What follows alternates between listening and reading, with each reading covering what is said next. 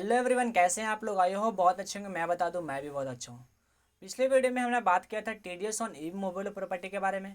आज का टॉपिक है हमारा टीडीएस ऑन इंटरेस्ट के बारे में। इंटरेस्ट जब हमें दिया जाता है, टीडीएस कब डिडक्ट किया जाता है, डिडक्टर कौन होता है, डिडक्टी कौन होता है, लिमिट्स क्या है, सब ने हम इस वीडियो में पूरा डिस्कशन किया हो पूरे डिटेल में। अगर ये वीडियो आपको वैल्यू एड करती है तो वीडियो को लाइक करके चैनल को सब्सक्राइब कर दें, और हो सके तो अपने दोस्तों में शेयर कर दें। तो वीडियो को स्टार्ट करते हैं without for any edu.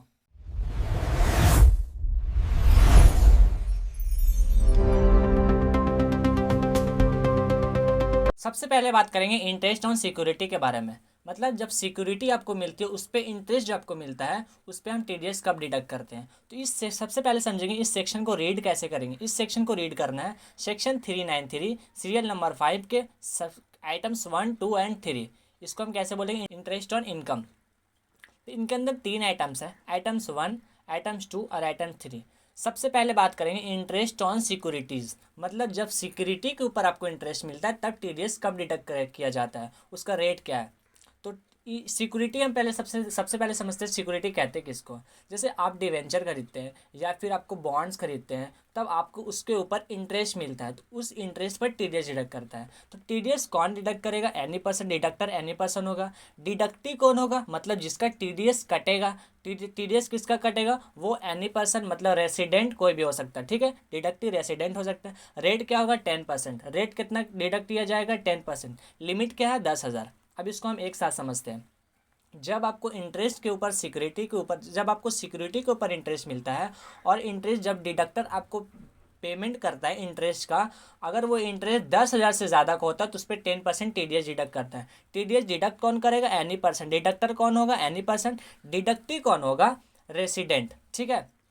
But अगर LIC company, life insurance corporation, अगर एलआईसी कंपनी अगर अपने पैसा से, क्योंकि एलआईसी कंपनी के पास बहुत सारा पैसा होता है, वो पैसे को इन्वेस्ट करती है। बट अगर एलआईसी कंपनी इन्वेस्ट करती है डिवेंचर या फिर बॉन्ड्स के ऊपर और उनको इंटरेस्ट मिलता है, तो इस केस में उनको टीडीएस, उसके ऊपर टीडीएस डिडक्ट नहीं किया जाएगा। मतलब अगर एलआईसी को इंटरेस्ट मिल रहा है, ठीक है, डिवेंचर और बॉन्ड्स के ऊपर, तो इस केस में टीडीएस डिडक्ट नहीं किया जाएगा।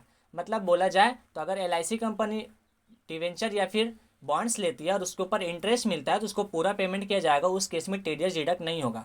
हमने क्या बोला, अगर इंटरेस्ट सिक्योरिटी के ऊपर आपको इंटरेस्ट दिया जाता है, अगर वो 10,000 से ज़्यादा का है तो इस केस में 10% टीडीएस डिडक्ट हो जाएगा। कितना डिडक्ट हो जाएगा, 10%। डिडक्टर कौन होगा, एनी पर्सन। डिडक्टिव होगा रेसिडेंट। ठीक है, यह हमारा पहला आइटम्स 1 था। तो सीरियल नंबर 5 का आइटम्स 1।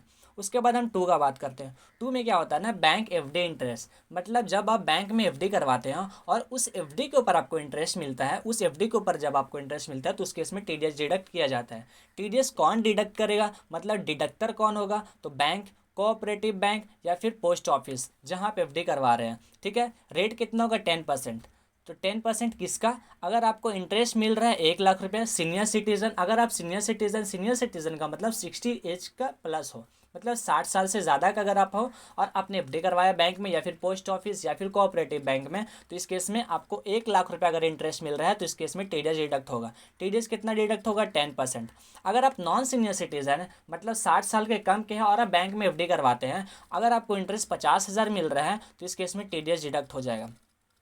अगर आपको, अगर इसके ऊपर, अगर आप बैंक में एफडी करवाते हैं और आप सोच रहे हैं कि एफडी के ऊपर इंटरेस्ट हमारा जो मिल रहा है उसके ऊपर हमारा टीडीएस डिडक्ट ना हो, तो इसके ऊपर हमने एक रिलेटेड वीडियो बनाए रखा है, डिस्क्रिप्शन में हमने लिंक दे दिया है, आप इसको पूरा देख सकते हैं। और फॉर्म 121 को फिल कैसे किया जाता है हमने पूरा डिटेल में बताया है। अगर आपने इस वीडियो को नहीं देखा है तो हमारे डिस्क्रिप्शन में हमने लिंक दे रखा है, या फिर मेरे चैनल पर विजिट कर सकते हैं। तो बैंक में अगर आप एफडी करवाते हैं और उस एफडी पे ऊपर इंटरेस्ट मिलता है, और इंटरेस्ट अगर 1,00,000 senior citizen, non senior citizen के केस में 50,000 मिल रहे हैं, तो इस केस में आपको टीडीएस डिडक्ट हो जाएगा। 10% टीडीएस डिडक्ट करके पे किया जाएगा। अगर आप इंटरेस्ट के ऊपर आप टीडीएस बचाना चाहते हैं तो इसके ऊपर हमने वीडियो जो बना रखा है आप उसको देख सकते हैं। ठीक है, अगर अब सपोज़ आप 5 बैंक में एफडी करवाते हैं, सपोज़ एक बैंक का 5 ब्रांच में आप एफडी करवाते हैं, ठीक है, जैसे एसबीआई में हमने एफडी करवाया, एसबीआई के हमने 3 ब्रांच में एफडी करवाया, ठीक है, 3 ब्रांच में एफडी करवाया, 10 लाख का हमने एक ब्रांच में, 10 लाख का एक ब्रांच में और 10 लाख का एक ब्रांच में, मतलब 3 ब्रांच मिला के हमने 30 लाख का एफडी करवाया। और 3 ब्रांच का एक ब्रांच में जो हमको मिल रहा है वो 30,000 का इंटरेस्ट मिल रहा है, दूसरे ब्रांच में भी 30,000 का इंटरेस्ट मिल रहा है, और तीसरे ब्रांच में भी हमारा 30 लाख का इंटरेस्ट मिल रहा है, 30,000 का इंटरेस्ट मिल रहा है, मतलब 30,000 बोले तो 90,000 हो जा रहा है, ठीक है।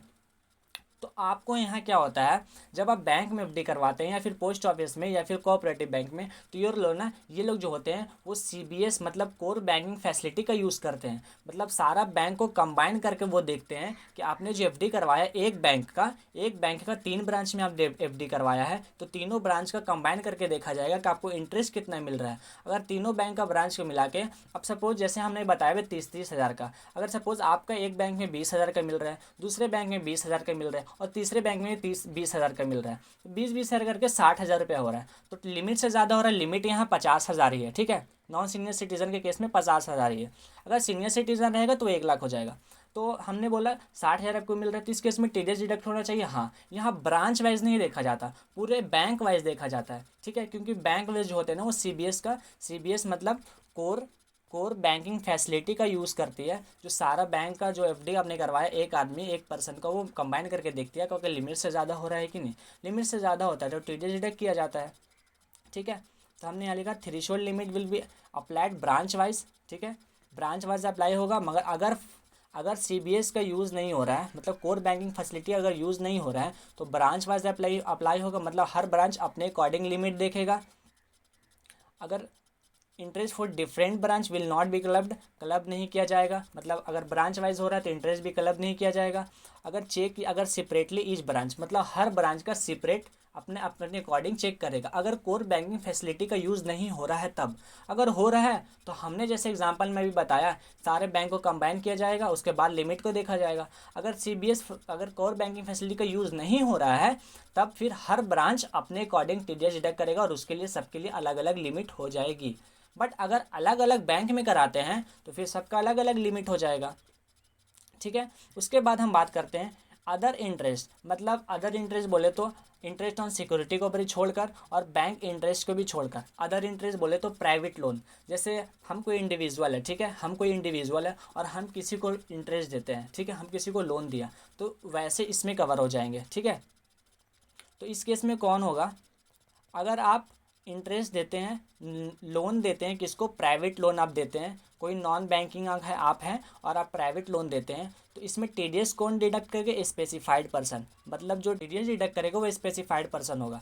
अब जैसे हम इंडिविजुअल है, हम किसी एचयूएफ को हम देते हैं, ठीक है, या फिर हम किसी को देते हैं, एचयूएफ को देते हैं, और एचयूएफ जो है पिछले साल बिजनेस कर रहा था तो उसका 1 करोड़ से लिमिट क्रॉस हो गया था। स्पेसिफाइड पर्सन का मतलब मैं बता रहा हूँ, स्पेसिफाइड पर्सन किसको कहते हैं। स्पेसिफाइड पर्सन का मतलब होता है any person other than individual, मतलब कोई भी पर्सन हो सकता है इंडिविजुअल और एचयूएफ को छोड़ के, ठीक है। बट अगर इंडिविजुअल एचयूएफ का रिक्वायर्ड डिडक्ट तभी होगा अगर उसने last year turnover 1 crore exceed किया था बिजनेस के केस में, और ग्रॉस रिसीप्ट जो 50 लाख क्रॉस करी थी प्रोफेशन के केस में। तो हमने क्या बोला, स्पेसिफाइड पर्सन किसको कहते हैं, हमने 3rd नंबर बता रहा हूँ आपको। अगर अगर आप इंटरेस्ट दे रहे हैं private loan, suppose private loan आप किसी को दे रहे हैं, और जो लोन लेने वाला अगर वो स्पेसिफाइड पर्सन है तो वो टीडीएस डिडक्ट करके आपको पेमेंट करेगा, ठीक है। टीडीएस कितना डिडक्ट करेगा, 10%।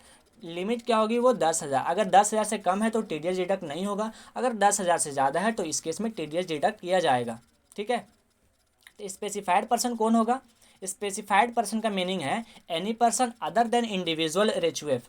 इंडिविजुअल एचयूएफ तब कवर होंगे अगर उसका पिछले साल का लिमिट बिजनेस के केस में 1 करोड़ का टर्नओवर गया और प्रोफेशन के केस में 50 लाख का रिसिप्ट पे ग्रॉस रिसिप्ट गया, तब वो टीडीएस डिडक्ट करेंगे, ठीक है। तो हमने अभी 3 पॉइंट आपको क्या क्या समझाया है। इंटरेस्ट ऑन सिक्योरिटी, अगर आपने अगर सिक्योरिटी के ऊपर इंटरेस्ट मिल रहा है तो टीडीएस डिडक्ट होगा 10%। लिमिट क्या है, 10,000। डिडक्टर जो होगा वो एनी पर्सन हो जाएगा। उसके बाद एफडी और बैंक में आप एफडी करवाते हैं और bank, cooperative bank, post office आपको पेमेंट कर रहा है तो वो 10% टीडीएस डिडक्ट करेगा। अगर interest 1 lakh senior citizen, non senior citizen के केस में 50 लाख है। उसके बाद अगर आप अदर इंटरेस्ट दे रहे हैं, मतलब जैसे प्राइवेट लोन सपोज दे रहे हैं, उसके केस में specified specified person TDS deductor होगा। डिडक्टर कौन होगा? टीडीएस डिडक्टर जो होगा वो स्पेसिफाइड पर्सन होगा। स्पेसिफाइड पर्सन वो पर्सन होते हैं जैसे any person other than. Specified person का मतलब जैसे कोई ऑडिट कराता है तो वो स्पेसिफाइड पर्सन होते हैं, ठीक है। जो स्पेसिफाइड पर्सन है उसको टीडीएस डिडक्ट करना पड़ेगा। कितना डिडक्ट करना पड़ेगा? 10%। लिमिट क्या है? वो 10,000 लिमिट है, ठीक है। उसके बाद हम नीचे देखा, उसके बाद अगर आपका सेविंग बैंक अकाउंट है और उस पर इंटरेस्ट मिल रहा है, अगर उस पर आपका 50,000 या फिर 10,000 या फिर 50 लाख का भी इंटरेस्ट मिल रहा है तो उस पर टीडीएस डिडक्ट नहीं किया जाएगा। अगर कोई फर्म पेमेंट, अगर कोई फर्म इंटरेस्ट पे कर रही है पार्टनर को, अगर कोई फर्म इंटरेस्ट पे कर रही है पार्टनर को, तो इस केस में टीडीएस डिडक्ट नहीं किया जाएगा। अगर आपको इंटरेस्ट मिल रहा है, इनकम टैक्स रिफंड मिलता है, ठीक है। अगर आप जो ज़्यादा टैक्स पेमेंट कर देते हैं आईटीआर के थ्रू तो उस पर इंटरेस्ट मिलता है, तो अगर वो इंटरेस्ट मिल रहा है तो इस केस में भी आपका जो रिफंड के ऊपर इंटरेस्ट जो मिलता है उसके ऊपर टीडीएस डिडक्ट नहीं किया जाएगा।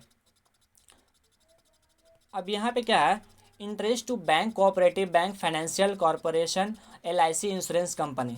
अगर आप कोई इंटरेस्ट पे कर रहे हैं, अगर आप कोई इंटरेस्ट पे कर रहे हैं, जैसे हमने बैंक से लोन लिया, अब बैंक को हम इंटरेस्ट पे कर रहे हैं, बैंक से लोन लिया, बैंक को हम इंटरेस्ट पे कर रहे हैं, तो इस केस में हमको टीडीएस डिडक्ट करके नहीं देना है, ठीक है। तो अगर आप बैंक को या फिर कोऑपरेटिव सोसाइटी को या फिर कोऑपरेटिव बैंक को, financial corporation, LIC, insurance company को अगर आप क्या करते हैं? इंटरेस्ट पे करते हैं, तो इस केस में आपको टीडीएस डिडक्ट करके नहीं देना है, आपको पूरा पेमेंट करना पड़ेगा। उसके बाद अगर कोई इंटरेस्ट पे करता है cooperative society to another cooperative society या फिर एनी मेंबर को, मतलब हम या आपका कोई कोऑपरेटिव सोसाइटी है, ठीक है, और आप कोई और कोऑपरेटिव सोसाइटी को क्या करते हैं? लोन देते हैं, ठीक है, लोन देते हैं और उस पर इंटरेस्ट पेमेंट कर रहे हैं, तो उस इंटरेस्ट पे टीडीएस डिडक्ट नहीं हो जाएगा, ठीक है।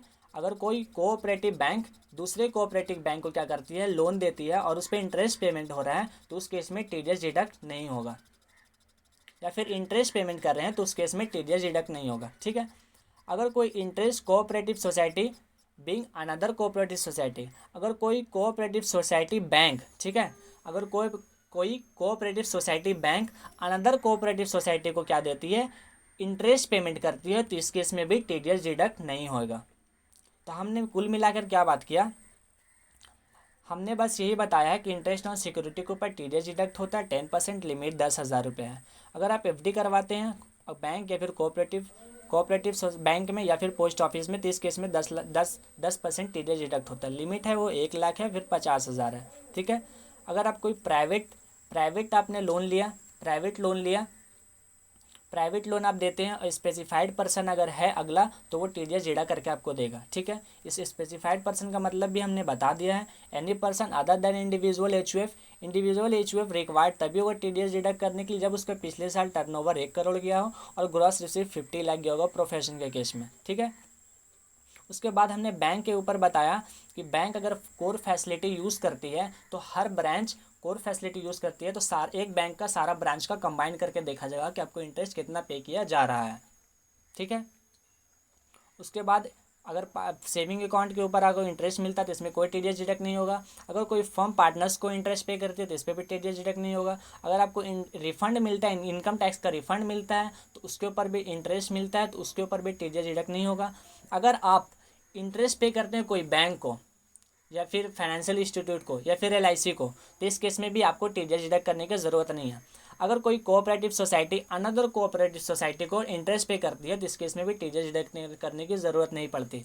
अगर कोई cooperative society bank another cooperative society को पेमेंट करती है, मतलब अगर कोई कोऑपरेटिव बैंक किसी को कोऑपरेटिव सोसाइटी को क्या करती है? इंटरेस्ट पे करती है, तो इस केस में भी टीडीएस डिडक्ट करना नहीं पड़ता है। तो आई होप आपको सारा कुछ क्लियर हो गया होगा। तो आज का टॉपिक हमारा यहीं पे ख़त्म होता है। मिलते हैं नेक्स्ट वीडियो में। अभी के लिए टेक केयर, बाय बाय।